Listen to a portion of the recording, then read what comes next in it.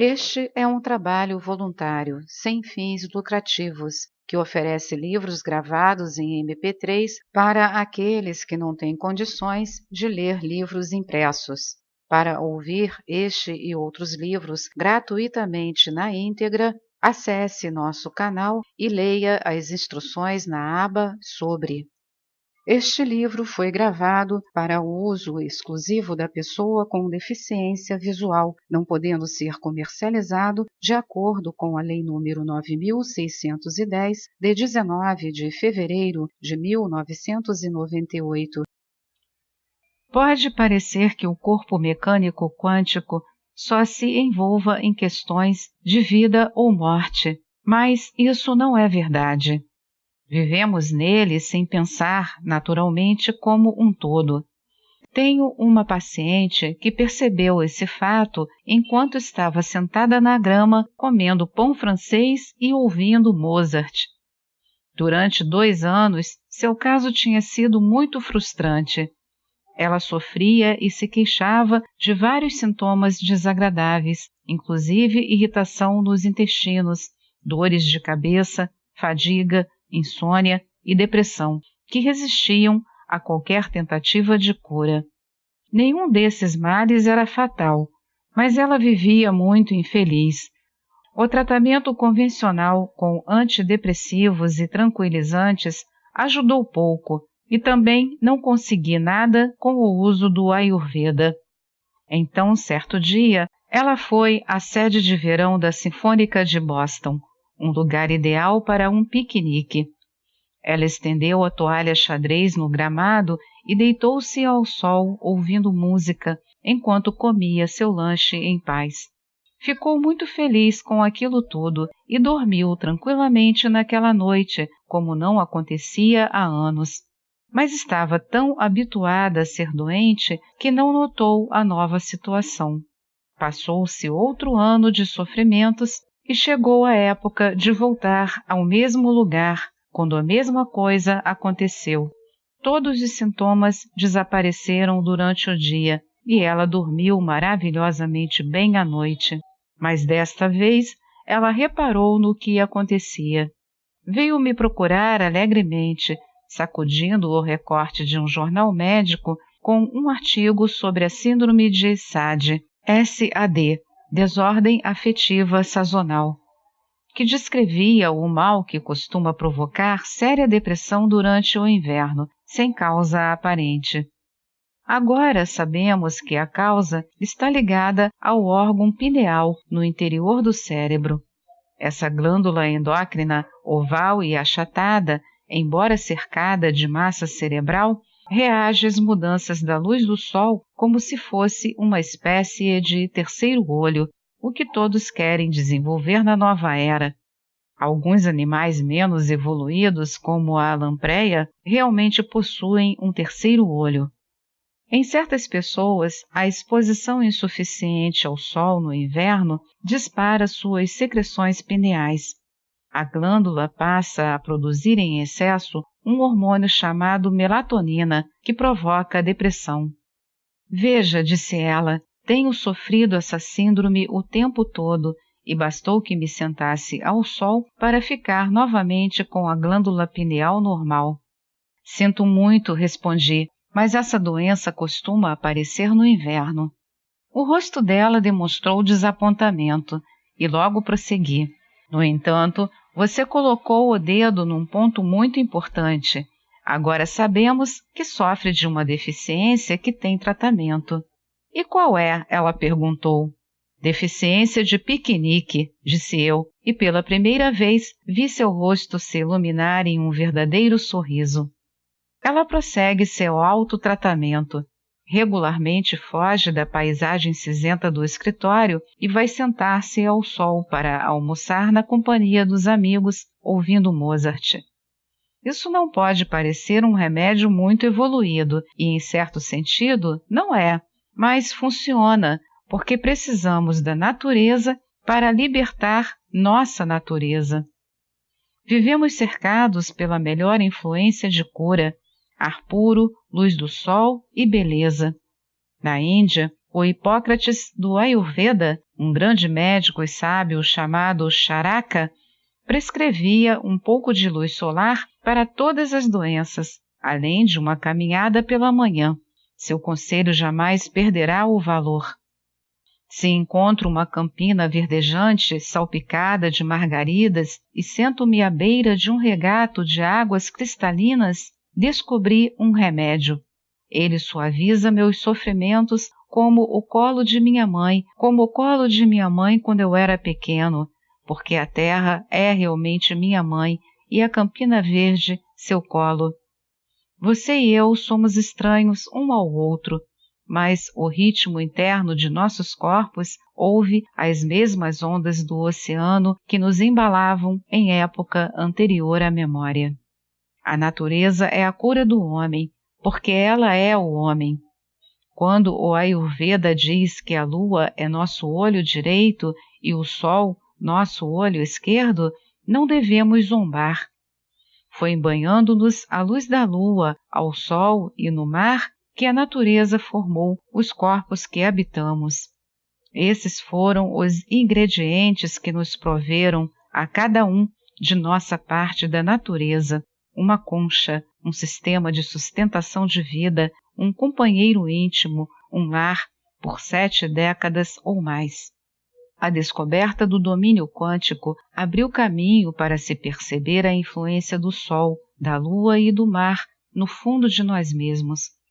Só estou me reportando a isso na esperança de que aí exista mais possibilidades de cura.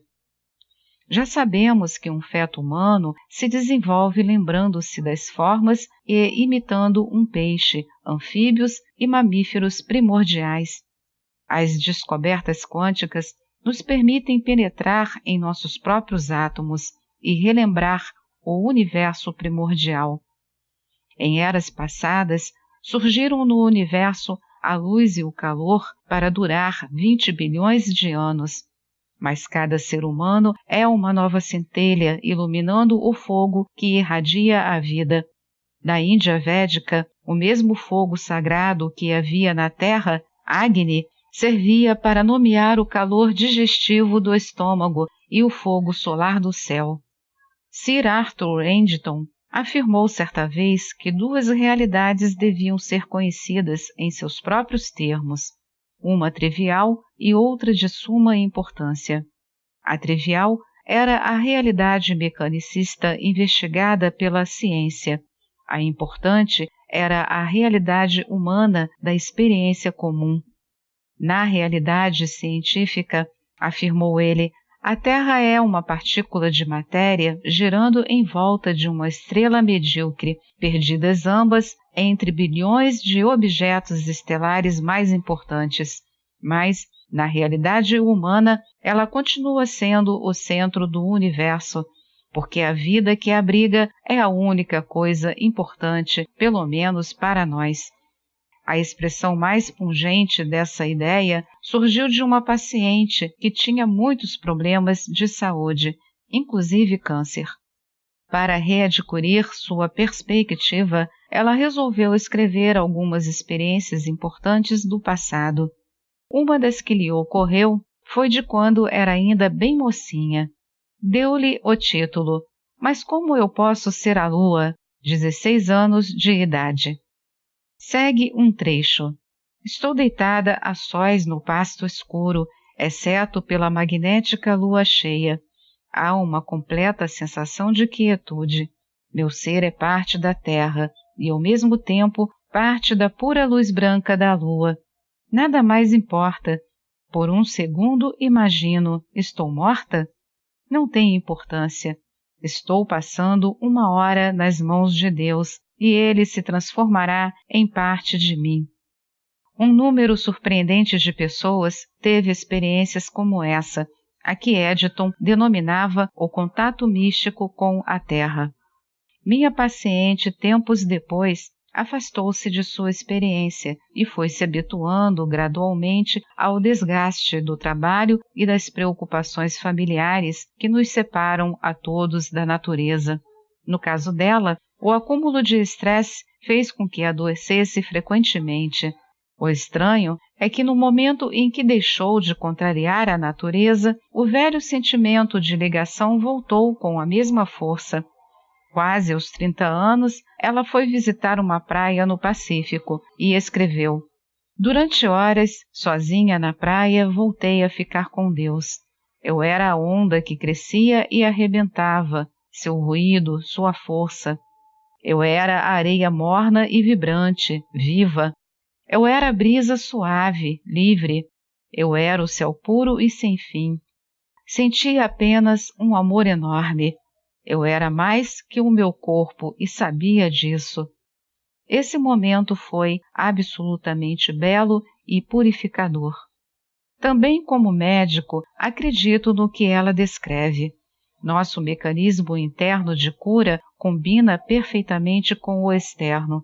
O corpo humano não se parece com uma colina verde, mas suas cinzas, sua água cantante, a luz do sol e a terra não foram esquecidas.